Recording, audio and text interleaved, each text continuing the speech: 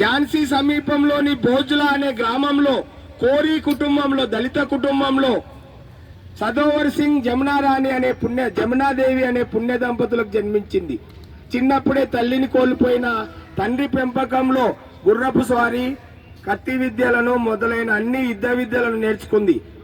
పశువుల కాపరిగా కూడా వ్యవసాయ కూలీ కుటుంబం వాళ్ళది. ఆ రోజు ఆమె చిన్నతనంలోనే అడవిలో చిరుతను చంపిన ఘనత కూడా ఆమెకు చరిత్రలో ఉంది. చిరుతపుల్ని చంపింది.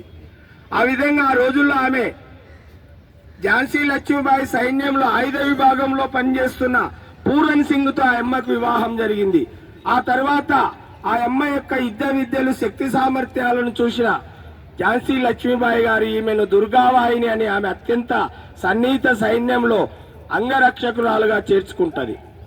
మళ్ళీ ఆ రోజుల్లో ఈ సిపాయిల తిరుగుబాటు జరుగుతున్న సమయంలో జనరల్ హగ్రోజ్ అనే బ్రిటిష్ వాడు తన సైన్యాన్ని ఝాన్సీ కోటను ముట్టడిస్తే తమ రాణిని ఎట్లయినా కాపాడాలని ఆ అమ్మ రాణిని వెనుక నుంచి, దామోదరరావు చిన్న దత్తపుత్రుడు ఉంటాడు, వెనుక నుంచి తప్పించి కోట ముందరికి వచ్చింది.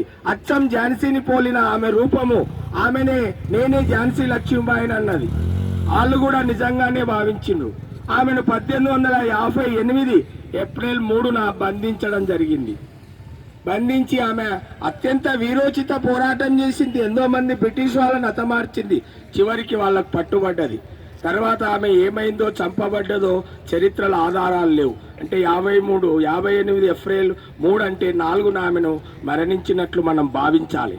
కనుక ఆ అమ్మ ఇప్పటికీ బుందేల్ఖండ్ ప్రాంతంలో ఝాన్సీ లక్ష్మీబాయితో పాటు జల్కార్బాయి చరిత్రను కూడా దళిత బహుజనులు పాడుకోవడం, పాటల రూపంలో, జానపద బాణీల రూపంలో ఆమె యొక్క చరిత్రను, వీరోచిత పోరాటాన్ని ఆ ప్రాంతంలో ఇప్పటికీ పాడుకుంటుంటారు.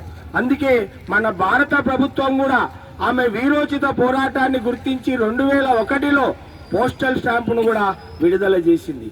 కనుక ఝాన్సీ లక్ష్మీబాయికి ప్రతిరూపంగా నిలిచి ఆమెను కాపాడి తన ప్రాణాలు వదిలిన దళిత బహుజన పుత్రిక జల్కార్బాయి చరిత్ర మనం తెలుసుకొని అటువంటి మహిళల త్యాగాలను మనం నిరంతరం స్మరించుకోవాలని తెలియజేస్తూ ముగిస్తున్నాను. జోహార్ జల్కార్బాయికి, జోహార్ జోహార్. జోహార్ జల్కార్బాయికి, జోహార్ జోహార్. కొనసాగిద్దాం మహానుల ఆలోచన విధానాన్ని, కొనసాగిద్దాం మహానుల ఆలోచన విధానాన్ని.